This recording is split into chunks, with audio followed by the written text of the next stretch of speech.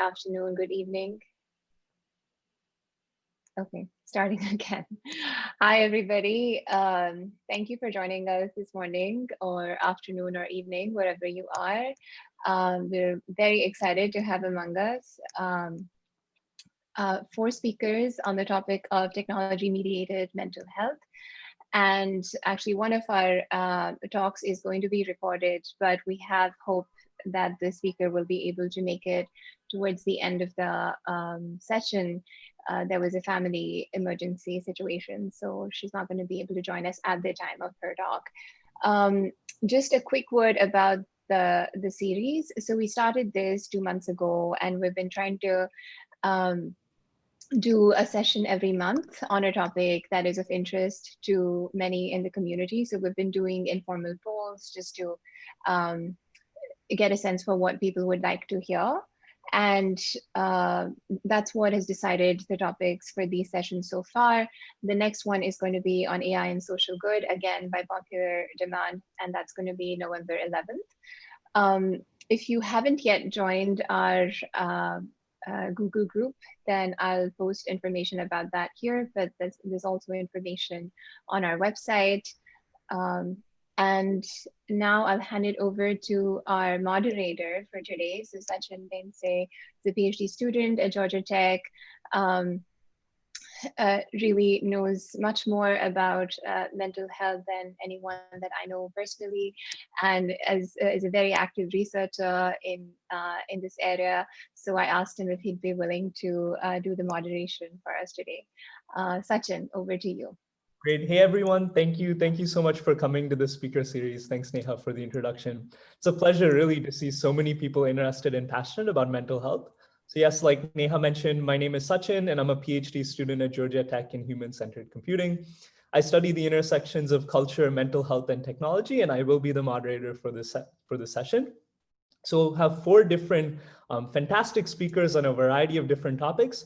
During these talks, please make sure to mute your microphone and video, but definitely put any questions you might have in the chat. The end of all the sessions, I will consolidate these questions and add them to the panel and ask them to the panel. So our first speaker is Dr. Munmun Dechowdhury from the Georgia Tech School of Interactive Computing.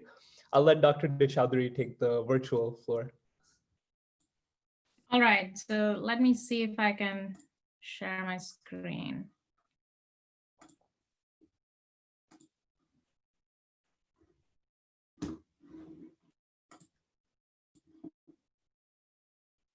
Yep. All right, so is everything visible, the slideshow?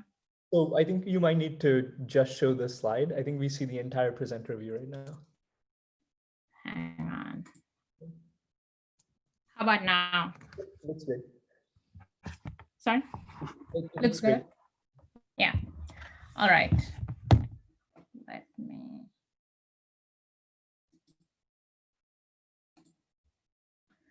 Okay, cool. Thank you, Sachin, and thank you, Neha, for having me here today.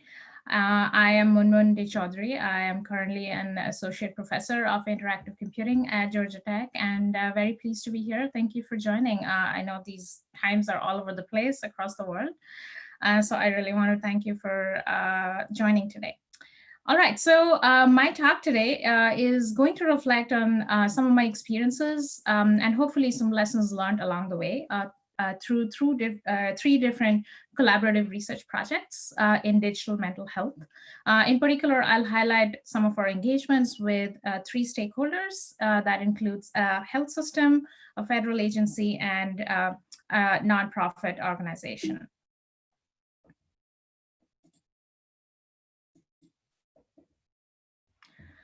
All right, so the question of how do we go about addressing mental health issues, it has existed since a very long time. The answers have, however, of course, evolved across cultures and across different millennia, adapting to situations that improved our understanding of the human condition, whether it is in the face of advances in science, in chemistry, medicine, psychology, and most recently in technology. But if you look back, humans have actually tried for the last almost 7,000 years to cure and treat the mentally ill in different ways. The history, of course, is not a very flattering one, but it does explain a lot about how and why the landscape of mental health treatment looks the way it is today and where it could possibly go next. In the language of Thomas Kuhn, one of my favorite philosophers of science, it would mean that we need to understand where the paradigm shifts have been and what could be the next one.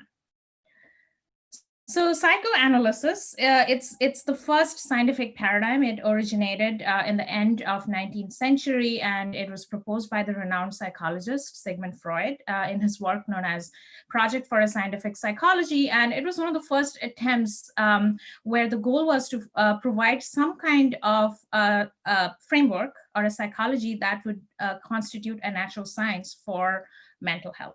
But with the invention of antidepressants and eventually a variety of different psychiatric medications and drugs in the mid and late 20th century, two different paradigms have emerged. So the first one is one where clinicians and researchers are using a biological approach, which describes mental disorders as dysfunctions of the brain physiology. And then the second one, in which learning, behavioral, and cognitive scientists have started to think about the learner or the individual suffering from a mental illness as an active interpreter of the situation. And this gave rise many decades ago to the widely acclaimed cognitive behavioral therapy that is used for widely in treatment of mental illnesses today. So what these different paradigms tell us is that we have come indeed a long way, starting all the way from thousands of years ago, where we would relieve people of quote unquote evil spirits, to putting them in asylums or conducting lobotomies on them as late as the last century. But as we know, mind-body dualism is one of the fundamental aspects of Western medicine, and a lack of unification between these two paradigms, along with a number of other factors such as the prevailing social stigma, systemic barriers, and deep-seated disparities, this has often failed our efforts to help individuals with mental illness. So in my talk today, I'll focus on a new paradigm shift that is being advocated over the past several years around a biopsychosocial approach, which highlights the unique interaction of a number of different things, like the biology and psychology of the individual, and also social factors of their communities and environments, so that we can have a better understanding of how mental illnesses develop and what could be best ways for us to go about treating them. So as a computer scientist, in the context of emerging research in digital mental health, which broadly is one of the topics of focus today in this seminar, I'll discuss some of my experiences working with different stakeholders in this space, particularly thinking about how technology may help with this unification and how it can potentially inch us towards what could be potentially the next paradigm shift in mental health, all while paying attention to three underlying principles. And that includes increasing agency of and power to the most vulnerable. Second, preventing unintended negative consequences of the use of digital technologies. And then third, conforming to ethical and compassionate approaches in which, through which digital technologies could potentially be used. So the first example of the work that I'll talk about is an ongoing intertwined collaboration that has been going on since the past 4 or 5 years between our team and Northwell Health. It is one of the biggest health systems in New York with cutting edge treatment and research in serious mental illnesses. Our project is called Thrive, and broadly speaking, in this project, we are exploring how online behavioral and activity-based trace data, such as that you can get from social media, could provide us a new kind of lens and a form of collateral information that can help clinicians and individuals with mental illnesses better assess mental health status, which in turn hopefully can lead to novel kinds of patient-facing or clinician-facing technologies that can help us think about how do we go about reducing and potentially even preventing morbidity and mortality related to serious mental illnesses, and to ensure that individuals who are at risk receive the timely care that they need. So let me highlight a formative study within the Thrive project. Here we wanted to explore to what extent data that is volunteered by mental health patients at this health system can support clinical decision-making around relapse in schizophrenia. So as you can imagine, patients are a really important stakeholder in this research, especially when you're working with a health system. So it was very important for us to recognize what could be best ways of engaging them. So accordingly, since 2018, we have been recruiting over 200 patients now with a diagnosis of schizophrenia who are seeking treatment at Northwell Health, and all of whom who had at least one relapse-related hospitalization in the last year since from the time of the recruitment. So these individuals who are eligible, they were explained what the research is, and then we approach them if they would consent to share their Facebook data, Facebook archives with us for the purpose of this research. So towards the goal of predicting relapse, we modeled this relapse prediction as an anomaly detection problem. I'm not going to go too much into the technical details here, but our idea here was to identify what kind of person-centered and person-specific deviations in, let's say, behaviors, moods, or activity could be detected and could be clinically meaningful from the perspective of the individual's mental health as well as their well-being. Our results have been really promising. It has indicated that our models can accurately detect a relapse 30 days in advance of the actual hospitalization for 79% of the cases. So what these results, broadly speaking, tell us is that personalized methods based on data to longitudinally understand the likelihood of imminent adverse outcomes, such as relapse, could be feasible in a practical sense. So now, how do we go about using that information? This information, for instance, may be helpful to clinicians if they want to tailor treatment for a specific individual, they want to adapt therapy, or simply they want to reduce their blind spots in their assessments, as well as it could be beneficial from the perspective of the individual with mental illness as well, as it can bring some level of transparency and hopefully agency in their interactions and their therapeutic relationships with their clinicians. All right, so let me move on to the second example I wanted to talk to you about. And it's based on what is now over an 18-month collaboration with the US Centers for Disease Control and Prevention. And our goal here has been to inform CDC's suicide prevention efforts using social media in conjunction with other kinds of public health signals.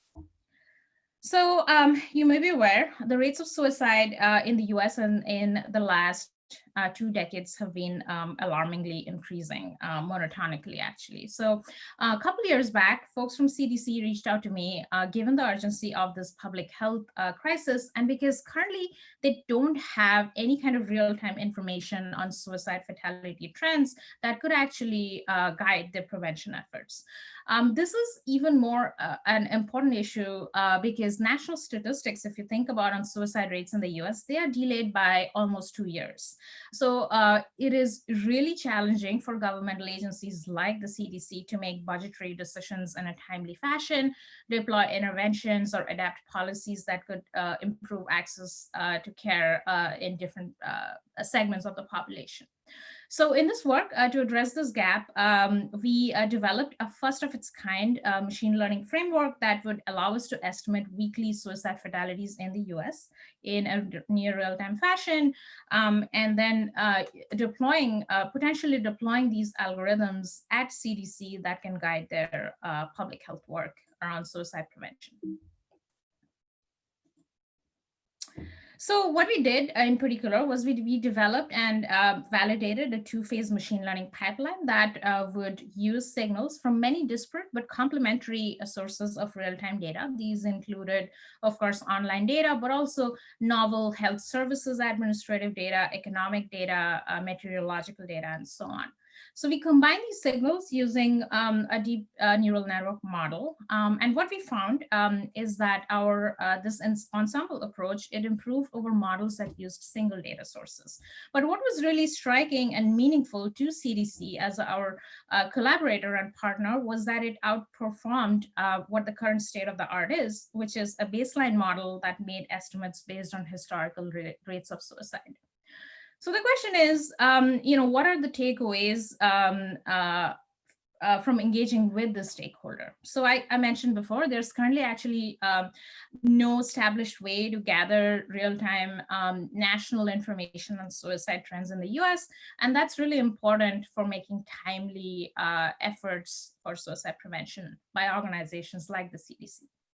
So our approach that uses multiple complementary data sets is potentially robust against what has been known as big data hubris in prior work, as well as potentially other kinds of underlying biases, idiosyncrasies, and unique characteristics of single data sources, which has been the predominant approach to tackle these questions in public health thus far. And hopefully with that approach, we can begin to get a more realistic picture of the problem at hand and also make their potential use more practically feasible. And finally, let me talk to you about our third project, which is a collaboration with an advocacy organization for gun control known as Everytown for Gun Safety, which is also behind a number of grassroots movements against gun violence in the US. For instance, Moms Demand Action and #NeverAgain. So as you may know, the toll from gun violence incidents in American K through 12 schools, this has been escalating since the past 20 years.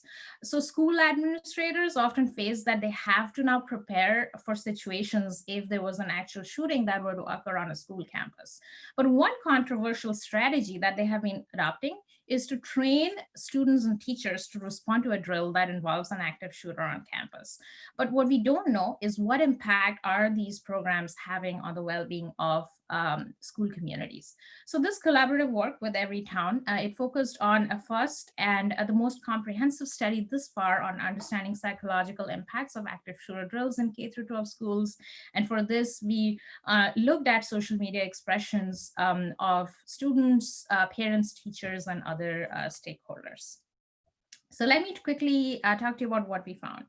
So we used a three-prong approach. So here we not only had a machine learning piece that analyzed over 50 million social media posts, but also we had a survey that captured drills that were conducted in 114 schools spanning 33 states in the US. And also we had qualitative validation in the form of focus group interviews that were conducted with 34 school stakeholders.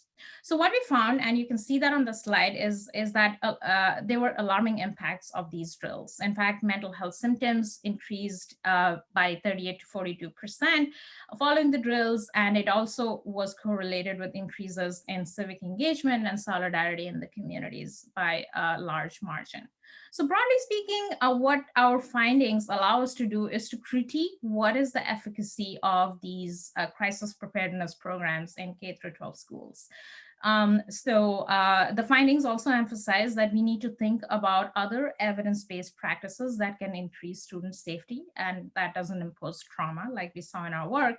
And this allows us to also augment some of the gun regulation related advocacy that Everytown has been doing since the past several years. So I'm almost out of time, so I'll start to wrap it up. So I want to leave you with two thoughts as a computer scientist of 15 years now. So the first one is that as computer scientists, it's wonderful that we want to contribute potentially to this new fourth paradigm of mental health treatment and care, or digital mental health broadly speaking. But as I hopefully described in the three examples today, our role is meaningful depending upon how we approach our research and our project and with whom. I suggest that computer scientists invest in synergistic relationships with different stakeholders depending upon the problem at hand, and that would potentially can make sure that our work does carry through to some kind of real world positive impact. But importantly, we also want to make sure that we are also doing better than being extractive in our research approach, as has been unfortunately the case for a sizable amount of computing research if you see across the board. And this is because beyond this topic of digital mental health, most of the problems that computer scientists face are not just social problems that we are attempting to address with a technical approach, but actually in doing so, we are trying to tackle a socio-technical problem. The second thing I want to leave you with is that as computer scientists, we need to aspire to be not just good researchers, but actually also responsible researchers. So in this talk, I hopefully told you about 3 very short stories about how we can begin to think about pushing the envelope towards a new paradigm of mental health by working with stakeholders. But beyond these problems, there are actually a lot of other opportunities for computer scientists to think about a participatory, a collaborative, multi-stakeholder faceted research approach. And this includes, as we do our research, paying attention to building trust in affected communities, supporting graceful failures of our data or of our models when they don't stand up to the potential use cases. Of course, doing no harm, as the Hippocratic Oath goes, or gathering or providing evidence for what you feel is the right thing to do, even if it may sound at that time too political.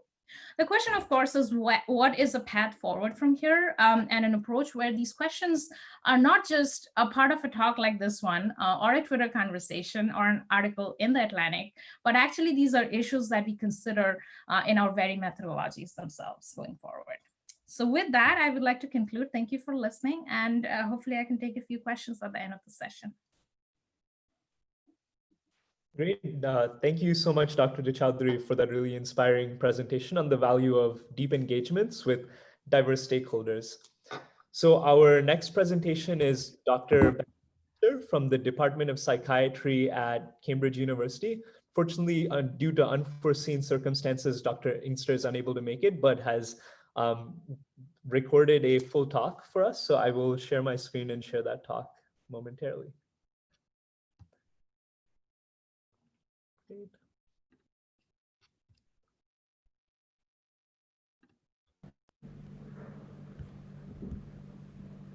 Hi, everyone. I have to apologize for not being able to be in person with you all. I've had to accept a follow-up appointment for my daughter at the hospital. But it's still a pleasure to be able to speak amongst such great speakers and talk about a topic that I'm really passionate about, which explores the combination of neuroscience, hip-hop, mental health, and technology. So this is a whirlwind tour of this, but this is a picture of one of my favorite hip-hop artists, KRS-One, a track called Reality, and you can see in the acrostic poem what he does is talk about the realities or the truths of young people and how they express themselves and perceive their surroundings. So this really comes through in the lyrics, and I hope I can make this anchored into a mental health and technology scenario in this talk. So very briefly, my background, I'm a neuroscientist, so everything from genomics, neuroimaging, molecular neurobiology, etc. And then I've also grown my interest to include digital mental health and all kinds of different varieties of technology to supplement care.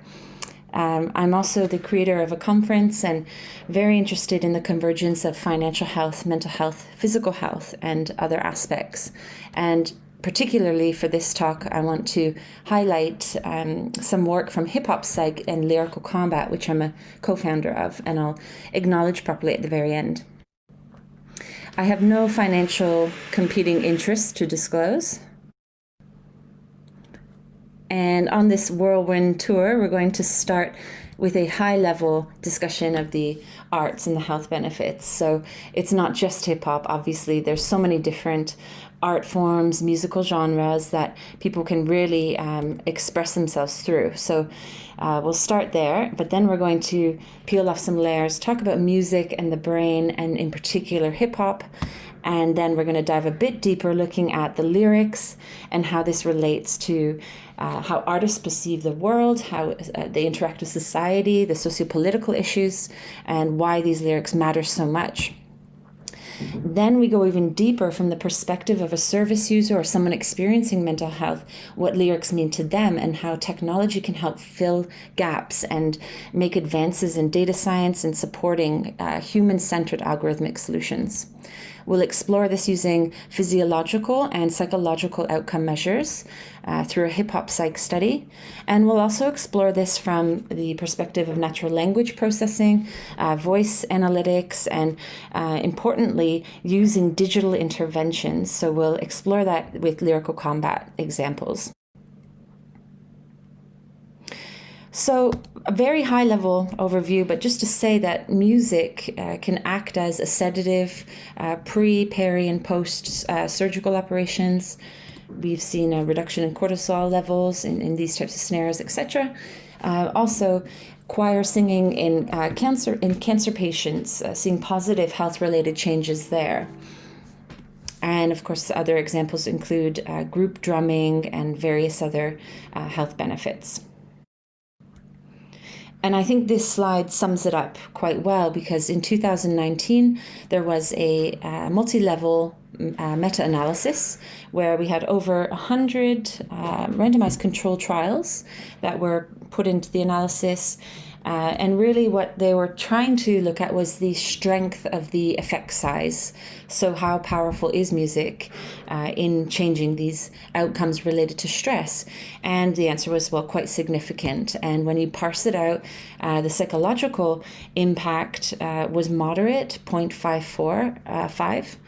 And then when you look at the physiological, while the effect is slightly less, if you parse out various moderators, so heart rate from other blood pressure, etc., you can see that heart rate was actually quite moderate at 0.456. So later, one of the examples I'll talk about looks at these, and you can imagine the interactive nature of the outcomes as well. It could be pretty powerful. So a very high-level view as we now sort of switch and we're moving into the brain and the impact of music in the brain and what we know. We've seen two major things, really: how people perceive sounds and music, and the patterns that form in the auditory cortices that then have cortical loops into other regions like the frontal cortices that really help register pitch, tone, rhythm, etc., and incorporate working memory so that the brain can really put all of this complex information together in this sort of multi-somatosensory experience. Now, when you combine this with kind of the firepower of dopamine and present this with very salient music that you really like, so imagine your favorite song, imagine the song just before you hit that goosebump moment and you're anticipating that part. Maybe it's the chorus, maybe it's a particular line. But that's when you see activation. PET studies have shown activation in the dorsal striatum. And then when you have that goosebump moment in that song that you love, you see a switch to the ventral striatum. So there's huge dopamine surge happening in these spaces, and responses to new music.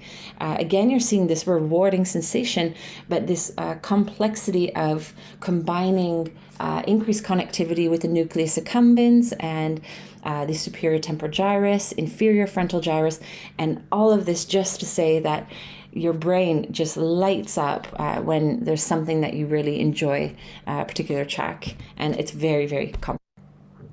Now, within the context of hip hop, there haven't been that many studies, but there's one in particular that I think was really fascinating in 2002.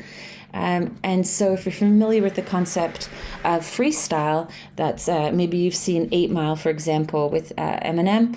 I had a little bit of time yesterday, so I couldn't resist seeing his hat and his brain.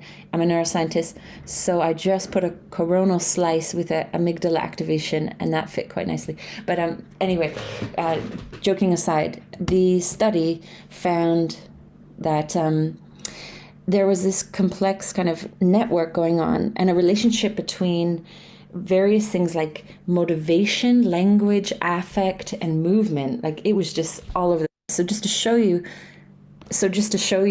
to highlight some of these examples, if you think about glutamine and GABA, one is like the gas of the car and the other is the brakes. And in the left medial prefrontal cortex, there was just this massive kind of activation, and yet simultaneously in the right hemisphere, and we see in the dorsolateral prefrontal cortex massive inhibition, and that's just kind of one snapshot. We also see the differences between bar 1 and bar 8. So when you're rapping at the beginning, there's certain regions that are activated, and then towards the end of your freestyle, things have changed. So just to illustrate here the complexity of this process and all the brain regions that really get a good workout.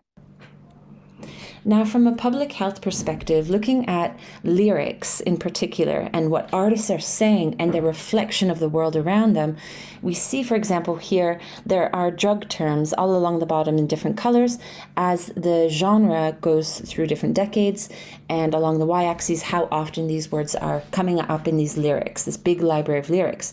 This slide is just to illustrate that different terms come and go, and they relate to sociopolitical trends, other things that are happening in our society and our environment. So these words are very sensitive, and I'll just give you two examples here. Now, I'm cherry picking, this is unpublished, but this is more just to illustrate a point. These are painkiller terms, and we're noticing that the usage of these terms have increased in sort of 2010 onwards. And we're seeing here the yellow arrow that the 1.1 billion by 2000, we're seeing these sales in opioid painkillers that hit that amount. And then we're seeing sort of 2012 that basically there's a bottle for every American. So prescriptions reach at that time an all-time high to 282 million prescriptions. And we're seeing this being reflected in the lyrics. Now, sadly, some artists have passed away, and they have been associated with this type of drug. But it's very indicative that these lyrics can represent things that are representing people's reality. Another quick example is the term money, which again has been increasing in usage throughout the genre's history. And when you look at the term broke, particularly during 2007 and 8, the global financial crisis, we see an inflection point where the term broke then became more common in hip hop lyrics. But these are just illustrative examples that we must pay attention to the lyrics. They reflect things that the artists are speaking. Now, I want to just very briefly say that hip-hop is often a misunderstood art form, and it can be associated or over-associated with misogynistic and materialistic satisfactions and attitudes. But it's important to realize that there's also a huge side of hip-hop where there's socially conscious lyricists. Pulitzer Prize-winning Kendrick Lamar. We see COVID outbreak, correctional facility support, handing out millions of masks by Jay-Z, Meek Mills. We see Kid Cudi raising awareness about mental health, advocating and discussing his own personal experiences. And importantly, I think we should also highlight that this is also for girls and women too. So we see in the breakdancing slide, this is a female, and you probably can't see quite well, but there are probably about 50 jaws dropping on the floor behind her as she does this incredible move. So there's this huge positivity in the community, especially with B-girls, B-boys, supporting breakdancing, but also lyrically, women being able to discuss feelings and mental health in a very kind of protected and safe environment. So the first example that I want to now dive deeper into when we're talking about mental health specifically and hip-hop and technology is a project which is being written up at the moment. And if you want to get involved with that write-up, please let me know. This is involving Hip-Hop Psych, UCL, King's College London, and the amazing social prescribing location Key Changes. And it's basically a form of music therapy where people can go, and it's a very professional environment for these people to feel inspired. So this is a quote from one of the participants, but just showing that music offers hope, and it's a way of expressing yourself and making sense of things. Even we had a lot of people with psychosis in this study. It was very interesting to see it from that perspective. So this is an example of a participant, and this is pre-COVID, so we were face-to-face sitting down with people, and we'd play an instrumental beat, and they would write their lyrics while we had them hooked up to a heart rate monitor, so you can see across time the heart rate. So that's what the heart's doing for this particular person when they're songwriting. Then they're editing their words. Not quite sure what's happening here, but then they go in the recording studio. You see a huge spike in heart rate and then a post-take drop. Now, their feet are planted. Okay, they do walk to a studio, which is maybe 13 steps away, but they're not running on the spot. So there's a lot happening internally inside the heart, the mind, the brain, everything. So it's to see.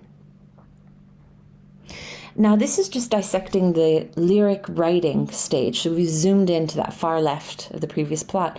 And because we're face-to-face, we're able to document time and what happens. So when writing begins, when they pause and they think, they're writing, there's a sudden stop. Something happens here in their heart rate, and then they continue writing again. So it's all these kind of like neural mysteries that are happening and these cardiac events that we're trying to sync this with what we see in front of us.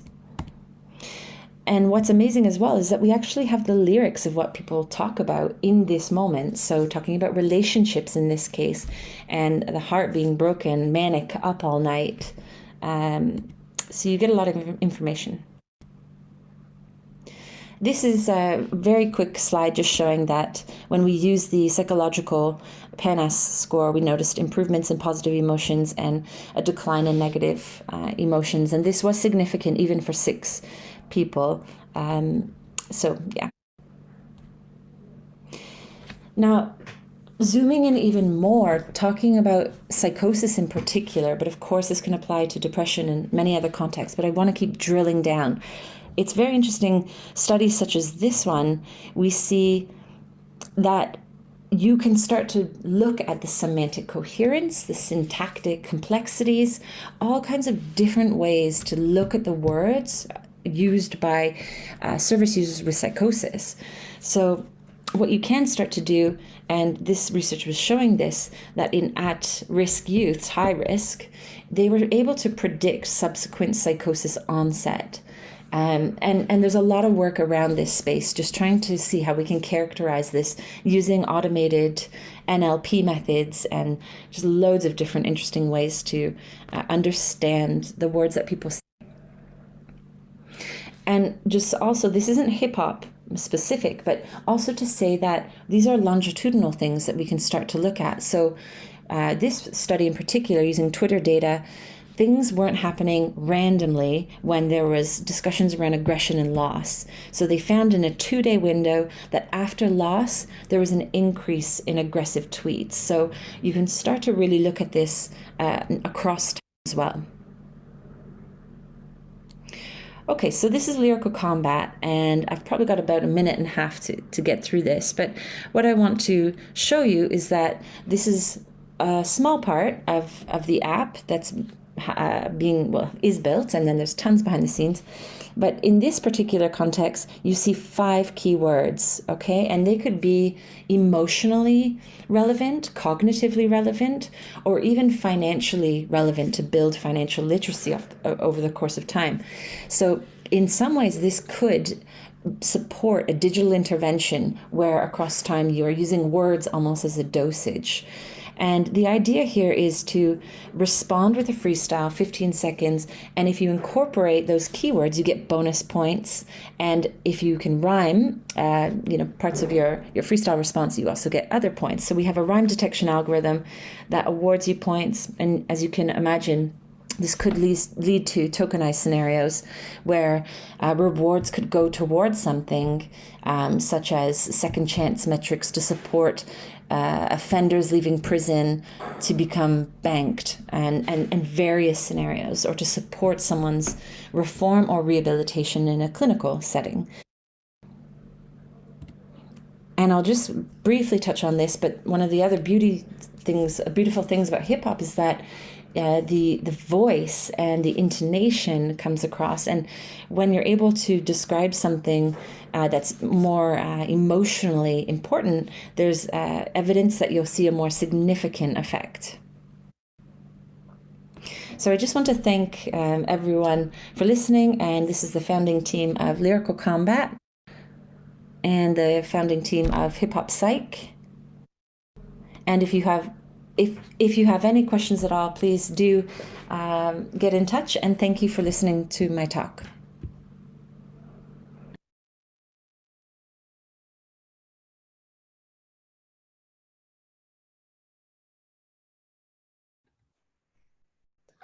Yep, great.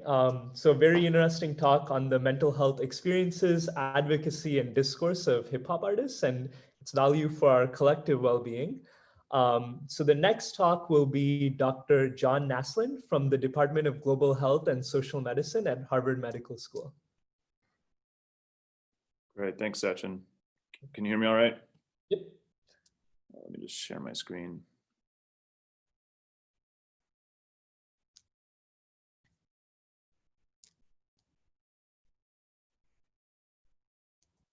Did that show up? Yep. Great. Well, thank you very much, Sachin and Neha, for the invitation to present. I'm delighted to be part of this panel today. And I'm going to talk about a very specific case example of a study that I'm currently leading in India, focused on training frontline health workers and developing capacity to deliver depression care and primary care. So I think this is certainly a changing gears from the two prior talks, but also with an emphasis on technology and looking at it from a slightly different lens. And I will talk a lot about the development work. Yeah, so a couple of things. I'm going to just talk a little bit about why digital mental health in low resource settings, and then thinking a little bit about how technology can bridge gaps in care. One of the things to highlight, I mean, I think you may or may not be aware, but mental disorders are a leading cause of disability worldwide. And this is something that's will likely be exacerbated further through the COVID-19 pandemic that's ongoing. We also know that the global burden of disease study it's actually been an underestimate of the true burden of mental disorders. And I always highlight this because there was a study a few years ago that recalculated the global burden of disease by accounting for things like death due to suicide or comorbidities for people with severe mental illnesses, and then just sort of the other social factors that are often not accounted for when we think of the impact of mental illness on an individual's health. So truly, it's an underestimate, really, when we think of the impact of mental illness on communities and individuals. One of the key things is that worldwide, individuals who have mental illness don't have access to adequate care, and this is not unique to low-income countries. This is actually true across all settings. And again, this is something that I think will be further exacerbated as we're seeing currently with the COVID-19 pandemic.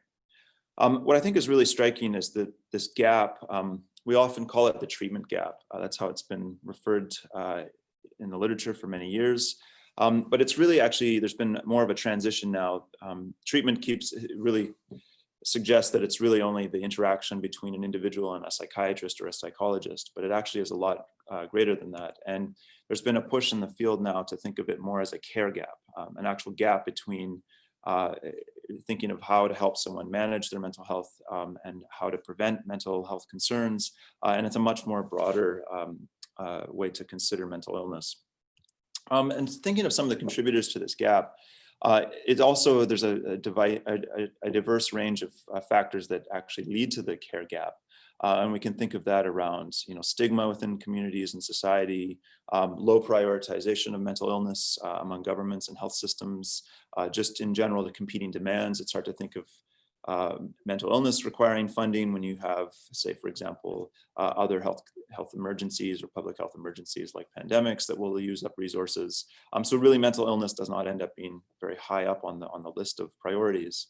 And then the impact of this gap in care is really a overwhelming detrimental impact on individuals. So we see that there's often very poor quality of life, reluctance to seek help, often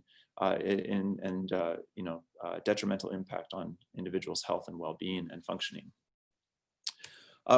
This is also further exacerbated along social determinants of health. So when we think of things like poverty and housing and neighborhood and cultural factors. Each of these different types of elements can further exacerbate the impact of mental illness on an individual, their family, and their community. What we know is that the impacts of mental illness and the care gap are devastating for individuals and communities. We know that this can often result in poor functioning, unemployment, and human rights abuses. But one of the key things, and where I'll really shift gears here, is to talk about why this is such a challenge. And one of the major concerns is that it's a failure to implement evidence-based interventions in real-world settings. And the reason I highlight this is because I've just demonstrated that, yes, mental illness has a serious impact. We know there's a gap in services, but we also know that we can treat common mental illnesses and more severe mental illnesses, and we can do it very well. And we know that there's very good treatments, and they work in most settings globally. So it's not really a lack of knowledge. That's not really the issue. And I'm just going to quickly blast through a number of different trials that have shown that, yes, we can effectively treat mental illness in different settings in different countries using a variety of psychological treatments. We can train frontline community health workers to deliver these treatments, and they can deliver them effectively, and we can achieve fairly similar results across diverse settings. And there was even actually a study not too long ago showing meta-analysis that actually some of these, for many years, there was the idea that these types of treatments that have originated from higher income settings would not be effective in lower resource settings. So for example, things like behavioral treatments, behavioral activation, cognitive behavioral therapy, and other brief psychological treatments that have mostly been developed in the US or the UK or other parts of Europe would not be effective in lower resource settings. But actually, evidence has shown that that's not true, that they actually can work very well, especially when they're adapted for the local culture and context, and they can actually achieve similar, if not superior outcomes. And that's when delivered by non-specialists. Okay, so here we go. The other thing we know is that there's an excellent return on investment for treating mental illness. This study came out a few years ago showing that the ROI for treating depression or anxiety, again, it's something that is very compelling for why you would want to treat mental disorders, and it also has cost benefits. Again, very few people worldwide have access to these treatments, and that's where really one of the key areas that my work focuses on is how to address these gaps, and really trying to think of moving beyond conventional approaches and thinking of the role of technology for bridging these gaps. So I'm going to present a case example in India. So just walk through some of the background about where, a big portion of my work is really thinking about how to bridge this care gap and how to scale up evidence-based treatments. And I'm going to present a program of research in Bhopal in India. Bhopal is right here. It's located in Madhya Pradesh. It's right in the center of India. It's one of the largest states in India, but it's also one of the more rural and less resource states in the country.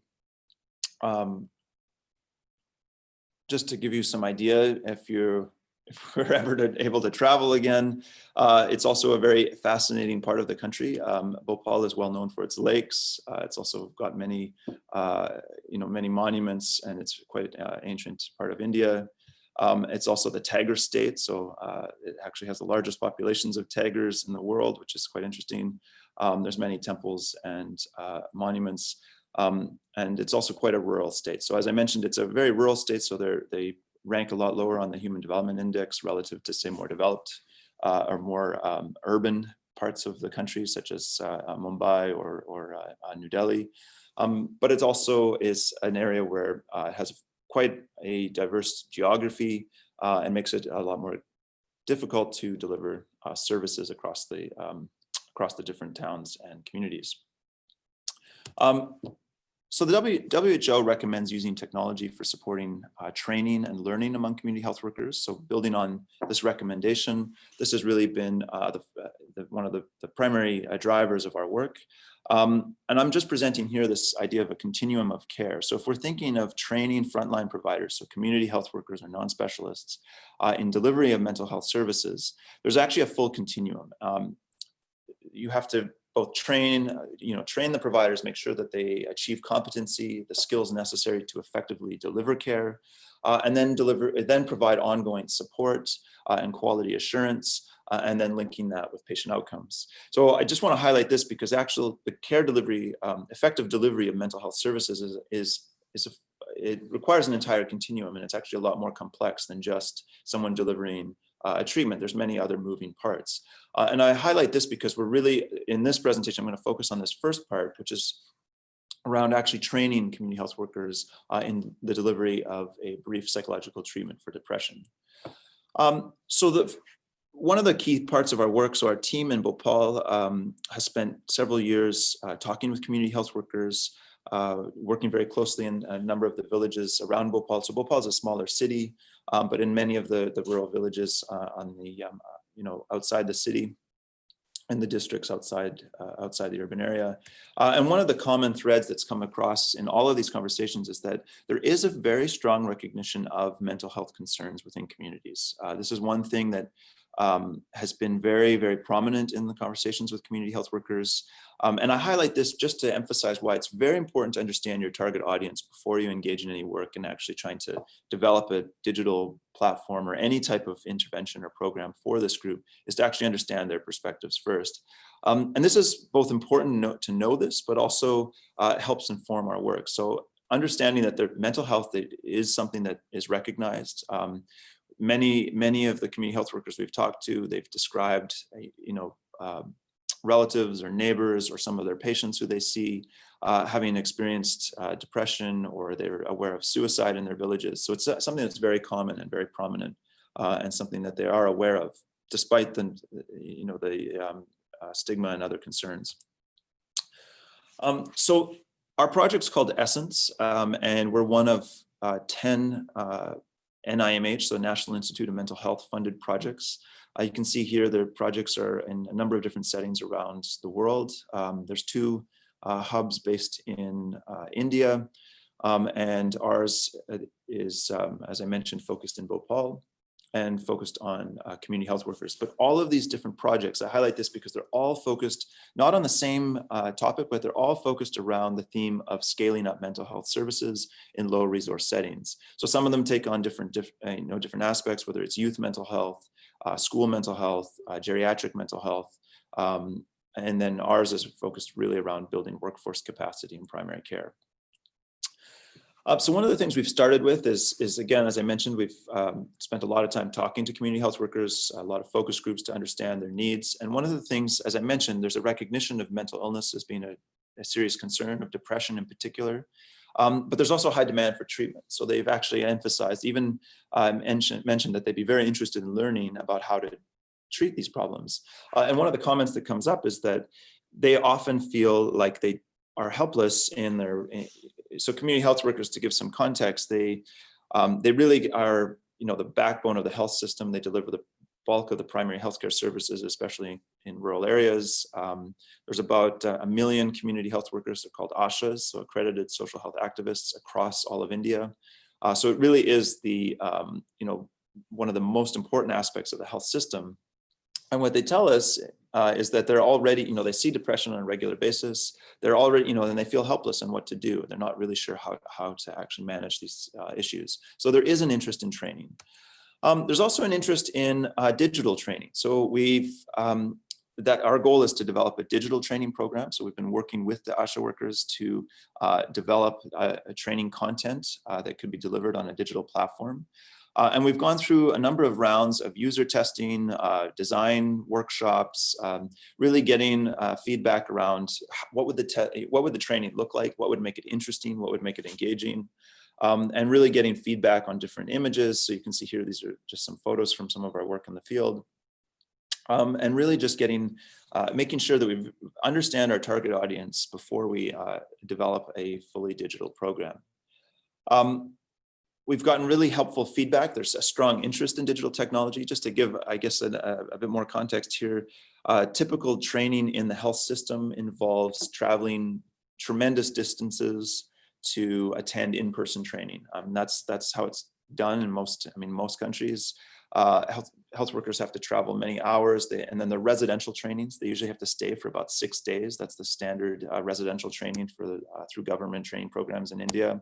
And it's not something they really want to do. I mean, no one wants to really leave their family to stay in a residential facility to complete a 6-day long training. It's a huge ordeal.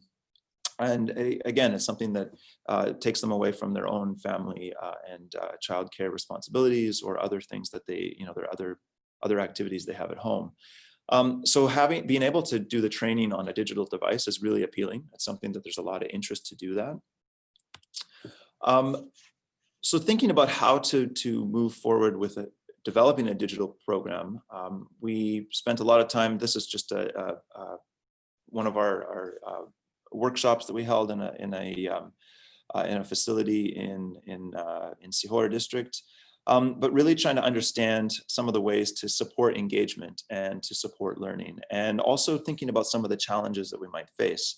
So thinking of things like digital literacy. So for many of the health workers, there's a strong interest, definitely a strong interest in using digital technology for accessing a training program. But for many of them, smartphones are not something they own. We have I think about 40 or 50% of the health workers we work with own a smartphone. So thinking about digital literacy, how to operate the phone, but that doesn't mean that there isn't interest. And in our experience, everyone has been able to learn to use a phone very easily. But also managing some of the other challenges that have come up, things like poor connectivity. I think I'll get into some of the challenges on another slide, but connectivity is a huge problem. There's very, very poor bandwidth. So being able to access training content from a digital device through a mobile app, you have to think about how can you access this in a setting where the connectivity is terrible. So you have to think about how can the content be embedded on the mobile device and work in a setting where there's very poor connectivity. So this led us to, so first I'll talk a bit about the treatment that we've adapted. So this is called the Healthy Activity Program. It's based on behavioral activation. It's a program for treating depression in primary care. So behavioral activation has been around for many decades, but it was originally developed, I think, in the US and the UK, but many of the largest trials have been conducted in the US. It was then adapted for delivery in India. So this was a trial conducted a few years ago. It's been published in The Lancet. This is a trial led by Vikram Patel through an organization called Sangath, who we partner with right now on the current project. And this showed that basically this program, you could train lay counselors to deliver it effectively for treating depression in primary care. And this was done in Goa, which is a southern state in India. And what we've done is take the same program manual and adapt it for the context in Madhya Pradesh. The main challenge, though, is not just translating into Hindi and working in changing the language and the culture and context, because in the setting where we work, it's very, very different than Goa. It's a lot more rural, as I've mentioned, and we're working with a different cohort of health workers. But the biggest challenge is how do you take, paper-based manuals, essentially these, academic manuals, and turn them into a smartphone app that is both interesting and engaging, and then appealing for a group of health workers with a lower literacy level. So we're going from, maybe in the US or in the UK, delivered by people who have, college education or master's advanced degrees. In Goa, is delivered by lay counselors with a college graduate degree to ASHA workers now in Madhya Pradesh who have typically around 8th standard to high school diploma. So it's trying to simplify the content, but then also making it interesting, because we know that the only way we can successfully achieve our training goals is if someone can actually complete the program on an app, while also factoring in low bandwidth and other challenges.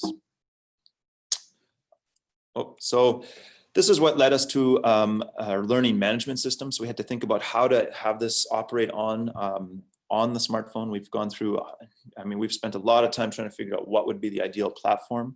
We ended up going with Moodle. It's a well-established platform, and I'll explain some of the reasons why. We looked into developing our own platforms, and that was too costly. So we had to think about how to do this on a very low budget. Learning management systems, I'm sure everyone on the call is aware of a number of the major platforms like Canvas or edX. But we had to think of one where we could find local developers. So where would we be able to find a developer in Bhopal who could help us if we ran into technical challenges partway through the program? We also needed a program that would work without internet connectivity, so something that would work without a wireless connection, and Moodle would fit the bill. It's a more rudimentary program. It doesn't offer some of the nice features that some of the more advanced systems can provide. But it does offer some basic, ways to customize the interface, some basic trackings. So what we found is actually going with one of the more kind of low tech options was actually the best thing for our setting. So this is what our app looks like. It's pretty basic. It functions on pretty well any standard Android phone. It actually can work on really any phone because it's through a Moodle app. That was the other thing too. We wanted to have something where we wouldn't be developing the app ourselves. We don't have in-house development capacities. We had to think about how to minimize our time interacting with developers, and something where we could train our own team, build capacity in our own team for making modifications to the program content on the mobile app. So our program looks like this. We had to figure out how to get all the text into Hindi. This was actually one of the other challenges too, because you can see here on the one side of the screen, there's a lot of English text, which was something that health workers criticized pretty quickly. So we had to actually get the text converted into Hindi completely. These are actually taken from one of our orientations. So one of the ways we've been able to manage some of the digital literacy challenges is that we have a orientation session, very similar to this, where I'm presenting all of this material on the screen, but we present it to the health workers and actually walk through a number of the steps for accessing the content. This is just a screenshot of what some of the content looks like. We've gone almost entirely with video-based content. We hired a local film production crew to film content. And this came directly from feedback from the health workers. We initially thought that maybe animations would be interesting. Animations are great, but in order to make nice animations, you need to have a big budget. They don't look like Pixar animations, I can assure you. If you try to make your own animations, they look pretty bad. And the health workers thought they told us that these look terrible. They didn't like them.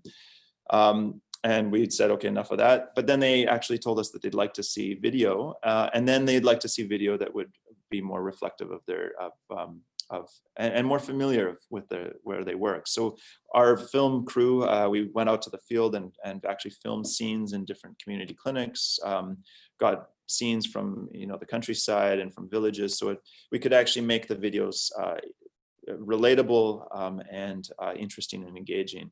So this is Azaz. He's our lead intervention coordinator. He's really been spearheading all of this work, but he's also one of the instructors in the course. So many of the videos actually have him talking. We also have many role play videos, so actually showing interaction. What would an actual treatment session look like? And these were all filmed in a way that would be reflective of the setting where the care would be delivered. This is part of our orientation. We've actually gone right into details such as how to actually hold the phone, how to charge the phone, many of these basics that we often take for granted, but just to try to help ease individuals who have not ever used a smartphone, how to help them access the training program and feel confident and comfortable to do that. So this has been about a 2-year process to develop this this mobile app. We ran a pilot study last year. It's been since published. We did a pilot study with about 42 health workers. We've had very high engagement so far. We're around 90+% engagement, which has been higher than any of the other sort of digital mental health trials I've worked on. We're right now in the middle of we were right in the middle of a trial until COVID stopped us, but we were actually starting this month, resuming activities where we are recruiting 336 ASHA workers and comparing the use of a digital program with the conventional face-to-face training that I mentioned, which involves the residential training. Just to highlight this program, we've been recruited already about 226 health workers in this program. And it's a 3-arm trial. And the one trial, so the one arm is just this digital training alone. And then the other arm, we got a lot of feedback from health workers that they felt they needed some additional support and encouragement. So we also have a coaching arm. So we're comparing program enhanced with coaching, which we think is really important. Having someone who phones the participants, helps them walk through the training content, trying to offer additional support and encouragement. And again, this is compared to your conventional face-to-face classroom-based instruction. So just highlighting, I think this is especially relevant now. We started this trial well before COVID-19. We started this work well before this was something, and now it's become something, this work has become even more, I think, more of a priority for the health system, recognizing the burden of mental health concerns that will certainly emerge during and in the aftermath of COVID. India in particular has been badly hit. I think it's one of the countries with the highest number of cases, and it's certainly far from under control, similar to the situation here. Training health workers using digital technology is also especially appealing, given the many of the restrictions now on in-person training. And there's also, as I mentioned, a preference for using digital, which has now become more prominent in the current scenario. And I'm just going to wrap up here. So just, I think, some of the key takeaways, just thinking about how technology can play a role. I've highlighted this is, I think, much different use of technology than the other presentations, but really thinking of it as a tool for supporting frontline health workers who will be delivering care, and why this is especially important for thinking of bridging the care gap. Also, just to highlight, I think just one of the sort of the key drivers for this work is really thinking about how access to mental health services we know can have tremendous benefit. And I think one of the things to keep in mind always is that any of the ways that we apply technology to mental health can really make an enormous difference. We know that when someone is treated with, who has a mental health challenge or who is in need of help for a mental health concern, there are treatments that work well, and when we can get those treatments to the right individual, a right treatment to the right individual, it can make a huge difference on their functioning, their well-being, and just their, to engage in activities that many of us might take for granted on a daily basis. Just want to acknowledge our team, especially our team in Bhopal, as well as our colleagues in the US and India and elsewhere, and just also our funders for this work. So thank you very much.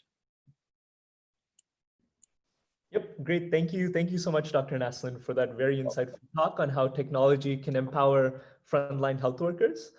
So our next speaker and our final speaker for today before the question and answer session is Dr. Mariam Mustafa from the School of Science and Engineering at the Lahore University of Management Sciences. Thank you, Sachin. Thank you, everybody, for being here and attending the talk. I know it's really early in the morning for some of you and very late for others. So thank you for being here. I also wanted to take a minute and thank Neha for inviting me to talk about my work. It's an honor to be able to discuss some of the things that we've been up to. I'm a researcher based out of Lahore, Pakistan. And what I'm going to be talking to you today about is some of my work in understanding connectivity, peer support amongst women in patriarchal contexts like Pakistan. And before I can talk about my work, I'm going to very briefly go over the context that this work takes place in. Pakistan is a conservative country. It places 151 out of 153 total countries in the Global Gender Gap Index for 2019. And this includes economic participation and health outcomes. Research studies show that about 80% of women in Pakistan face some form of domestic abuse in their lifetime.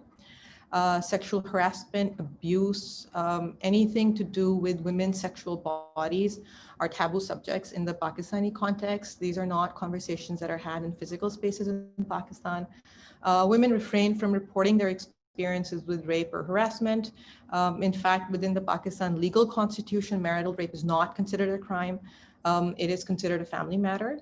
Most women, once they get married, they move in with their husband's family and they live in joint family systems. There are restrictions on movement, and the structures of patriarchal subordination include honor killings, rape, and sexual assault, just to name a few. So this is the context that most of my work takes place in. And most of it over the last 2 years has been about maternal health and women in Pakistan. But as you know, a lot of the healthcare in Pakistan, especially in peri-urban and rural areas, happens through community health workers in basic health units, these little clinics that the government sets up in rural and peri-urban areas. And so while we've been having these conversations with community health workers around women's maternal health, what we learned was that there are very, very few spaces for women to be able to talk about their own narratives and their trauma, and to be able to create connections and find peer support. And so we decided to look into this space and to think about, or to try and understand the kind of spaces or the kind of avenues or mechanisms that women have to find support. And what we learned was that there's very little data out there that talks about this. Pakistan is a country that has 5 mental health hospitals for a population of over 200 million. And only about 0.1% of the government's budget is actually dedicated to mental health, which leaves the vast majority of the Pakistani population without access to any kind of mental health care. We're particularly interested in understanding and exploring not just the experiences of oppression and constraint that women face, but the existing methods of coping and support in these settings, and the use of, particularly the use of existing social media technologies, if any, and the barrier to their use. We were interested in understanding the, given the lack of data that currently exists, we really wanted to understand the current outlets for the sharing of deeply personal and taboo narratives, how women find people they trust, who do they trust, and how do they create these social connections in a context that we know is very restrictive.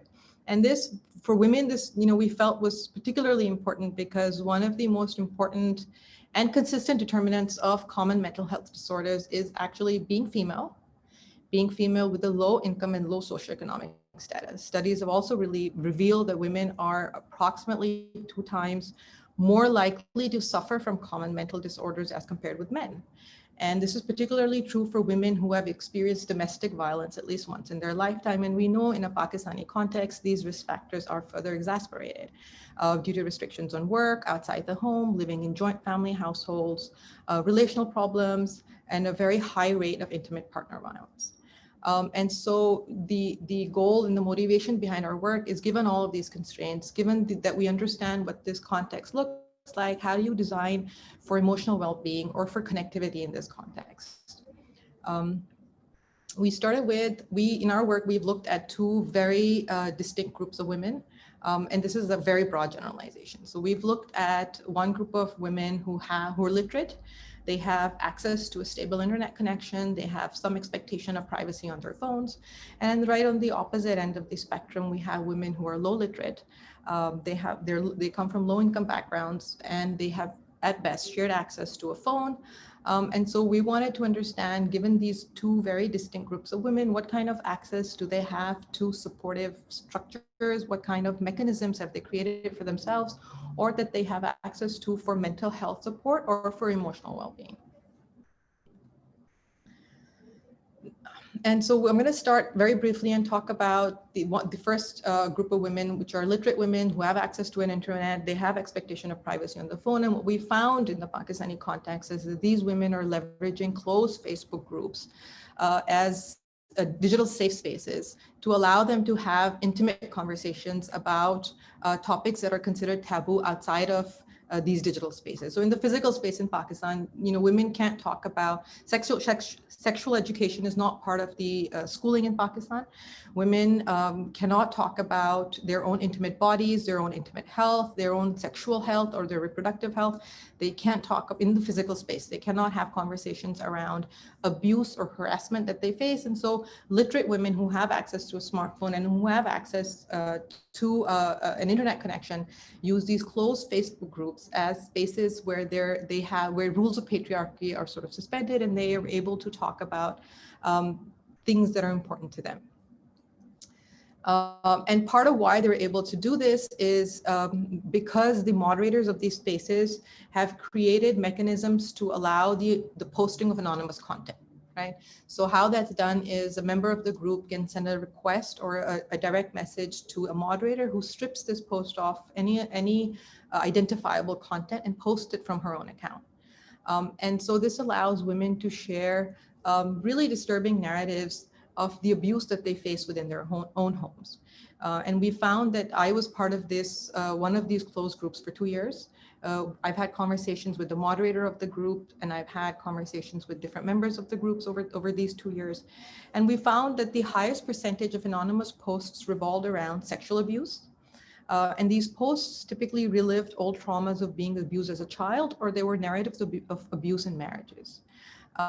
And once this post was made, what you would see is, and this is a group, this particular group it has over 30,000 participants, 30,000 members. And so what you'd find is that when a post like this was made, there would be an outpouring of support for the original poster. And what this group actually does is that in these closed Facebook groups, women are relying on their ability to be able to post anonymously on deeply personal and taboo topics like abortions, intimate health, sexual relations with partners, domestic and sexual abuse, because these are not conversations they can have in their physical spaces, and they can have these conversations anonymously and then still get support in the form of comments from other members of the group. The space is moderated, the posts are moderated, but the comments are also moderated. And so this is a very non-judgmental space where women feel very comfortable being vulnerable. Most of the women who have posted their narratives and being abused have in follow-up posts acknowledged the feeling of release and unburdening that comes with finally being able to share their story and have that witnessed and acknowledged.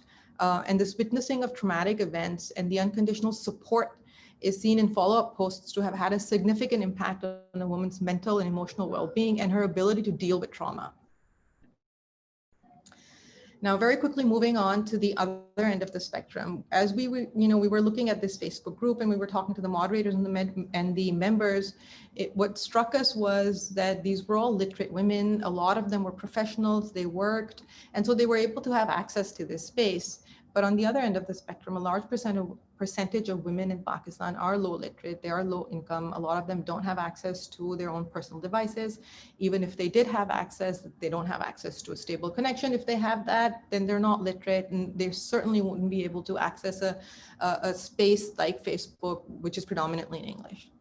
And so to understand these women, we had conversations with a group of women, low income, low literate women, to try and understand what their support structures look like. And what they thought about their own mental and emotional well-being. And what we found was that the women expressed great fear of talking about mental health outcomes and seeking help due to the extreme negative societal perception around mental health. And our interviews with these women revealed that in this particular cultural context, depression is not really considered a legitimate health concern. And it is very difficult to find support for this, especially if you were part of a community where you're not working, all your movements are monitored, mobility is an issue, your phone's being monitored, or you don't have access to your own personal device, and you live in a joint family setting. So even your previous social connections that you had before you got married, they kind of fall away as well. For the women that we engaged with, the only possible support system for domestic violence or abuse or sharing of their own personal narratives are immediate family members. But for fear of social humiliation and loss of respect, the final outcome is almost always the women are made to go back to their abusive marriages with no outlet for emotional or mental support. And as a result, they choose to accept a beating instead of disrupting their parents repeatedly, especially because they're advised to stay in their husband's home as that is their real home and there is no outlet for them. Family honor is another big part of life in these communities, and it's often tied to the chastity of women. And there's a risk, and reporting of sexual harassment or abuse within a home the risk is always that it's tied to a woman's character or chastity. Our women revealed that they prefer not to talk about their traumatic experiences of assault for fear of causing more problems for themselves, especially when their families become aware of such experiences. Invariably, this leads to more mental stress and anxiety for the women. The socially acceptable practice for dealing with this kind of assault and harassment is to accept it as a casual matter that is a part of a woman's daily life and burden, and there's no acknowledgement of the mental and emotional stress and trauma that this causes. When we asked our group of participants and the women we were working with about their existing support structures, what we learned is that the existing support structures and coping mechanisms for women relied heavily on their religious and spiritual beliefs. Now, Pakistan is a predominantly Muslim country, and Islam is the largest and the state religion of the country. And so when women did share their traumas or their experiences or their feelings of anxiety or depression with friends or family members, they were more than often told that they need to pray. They themselves shared with us that when they feel anxious, they turn to God because they have no other outlets. Participants also relied on existing social connections like siblings and friends for support seeking, but only around non-taboo and non-sensitive subjects. They were extremely reluctant to share intimate disclosures with family members. And we found this reluctance to share to be particularly strong when it came to issues around female sexuality and particularly sexual assault and harassment. Women we engaged with told us of their difficulty in reaching other women who could maintain the anonymity of their shared narratives. There are very few outlets available to women in low-income, low-literate communities that guarantee anonymity and empathetic support. The women revealed that they were unable to talk about their marital problems and conflicts with family members or people they know, as these problems then become the known within their social circle and leads to a loss of respect and social status.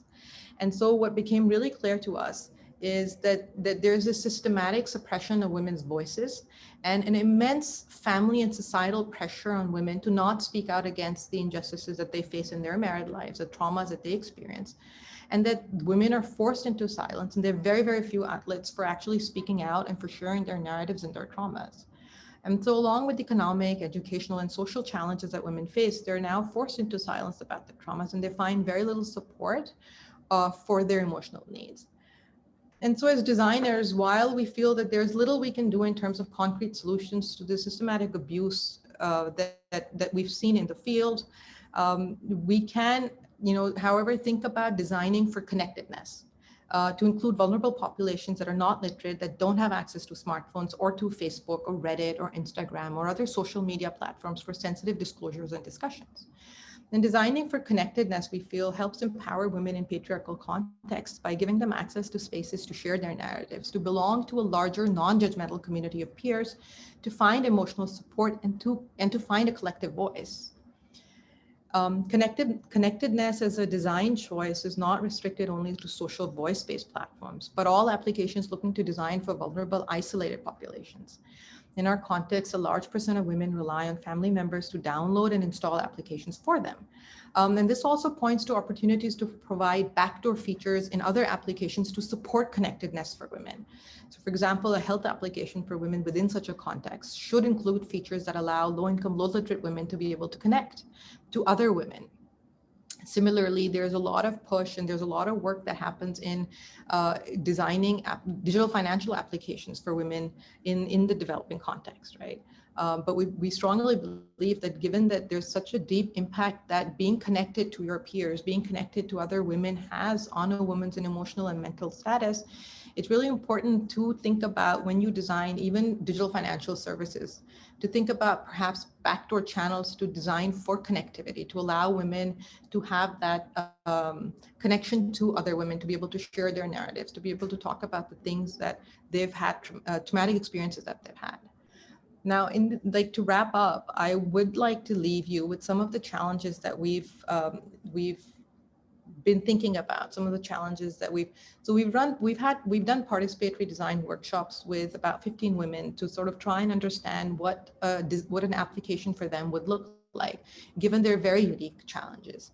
And so one of the big challenges that we have is that given that most of the women that we're working with are low literate, so you'd have to create something that was not text heavy. And so if you're going to create a voice-based platform where women, even if they had only, say, a feature phone, they could just dial into a number and be able to have access to this space where they can listen to other women's experiences and narratives, or they could share their own narratives. In a space like that, how do you determine the gender? So if you wanted it to be a women-only space, how would you determine the gender of the people who were signing into or calling into this platform? Our second big challenge that we've been talking about and discussing is how do you maintain anonymity in a platform like this? If it's a voice-based platform and women call in to leave their, to share their stories, to talk about their narratives, to talk about their experiences, to ask questions, right? So from our Facebook study, we know a lot of what gets asked on this closed group is questions around sexual relationships, because sexual education is not something that happens in Pakistan. So a lot of questions around how to use contraceptives, how to get an abortion, where to go for an abortion, what a healthy physical relationship with your partner looks like, right? And so if you wanted to have this voice-based platform for low literate women, how would you ensure the anonymity? Because we also know from this context that should anything get back to their families, it would have very severe consequences for them. One of the things that, you know, in our participatory design workshops that came up was perhaps applying filters to the voices once women had recorded their narratives. And we used a technology probe to have women try this out. And what was really interesting is that a few of the women, they recorded their stories or their experiences, and they played it back with different filters. And they said to us that this is not going to work. This is a really bad idea because my experience has an emotional valence to it. And when I record it, when I say it, and when I tell my experience and I tell my story, there's an emotional valence to that. But when you apply a filter to it, it sounds like a joke, and it strips it of its emotional valence. So that's something that we're exploring and struggling with. And the last big challenge that we've experienced is how do you ensure privacy on a platform like this? How do you ensure that it's untraceable on shared and monitored phones? So if you have a woman who gets a phone for an hour a day and it's a monitored phone, or it's a phone that her husband will check, how do you ensure that it's not traceable? And during our participatory design workshops, one of the things that the women mentioned was perhaps having 2 pins. One that they could enter that would give them access to this space, and another that they could give out to whoever, like their husband, that would lead to sort of an innocuous space that had perhaps just the weather. And so these are the sort of the big challenges we feel for designing for connectedness for low-income, low-literate women in patriarchal or conservative restrictive contents. Moving forward, hopefully, these are the 3 main areas that we're continuing to work in. And with that, I'd like to thank everybody again for taking out time to attend this talk. Yep, great. Thank you. Thank you so much, Dr. Mustafa, for that presentation, for grounding mental health support experiences of women in Pakistan. Thank you also to all of the speakers for making the time to present to us today. There's a robust discussion going on in chat, but I do think that we have time for one question for the speakers to discuss with each other at the end. So again, as our speakers mentioned, there's a strong recognition of the importance of mental health globally, but I think a lot of people in chat are very curious, right? Given like each speaker's deep local stakeholder engagement, I think we're curious to know how, right, acceptability of technology, interactions with how people perceive technology influenced your research methods.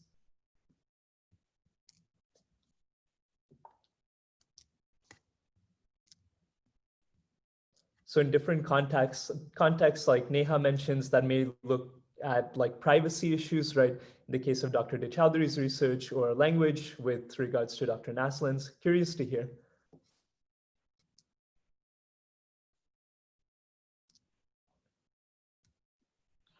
Sorry, can you repeat the question? Yep. So curious to hear more about, right, the local acceptability of technology, how people perceive technology, and how that influenced your study methods. Yeah. So I mean, I can comment from our work, but I certainly think there's certainly common threads across the different presentations. But I think one of the key things, at least in our work, is that you can't talk to your target audience enough. I mean, I would say that's true whether you're doing work with college students, or you're doing work with community health workers, or you're doing work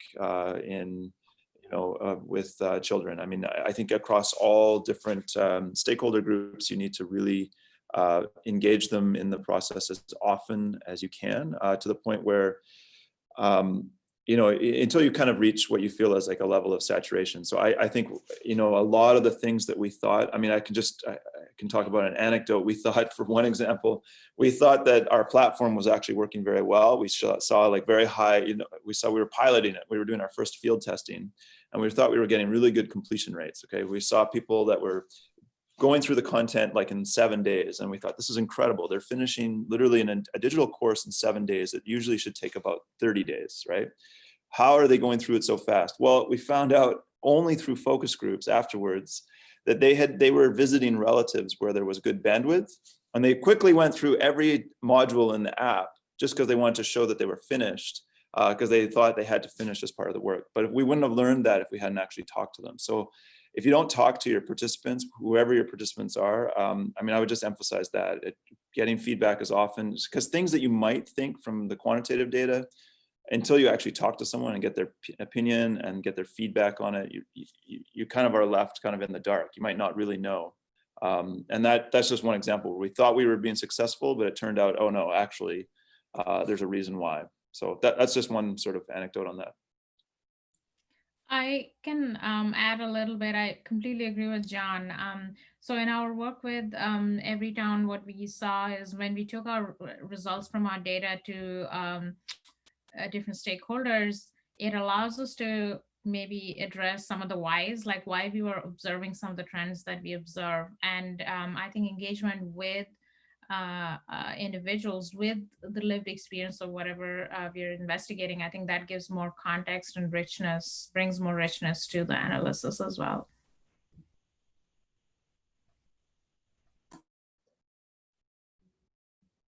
Great. So unfortunately, we are all out of time. But thankfully, I think there was a very good discussion happening in the chat. One final note, I don't know if Neha, if you want to mention, the next X4d session will be the AI and social good session on November 11th. You can sign up at the X4d, the groups.google page that Neha just posted in the chat. Great. Okay. Thank you everyone for making the time to present. This was a really, really great session. Thank you, Sachin, and thank you, Neha. Thanks very much for organizing. Great.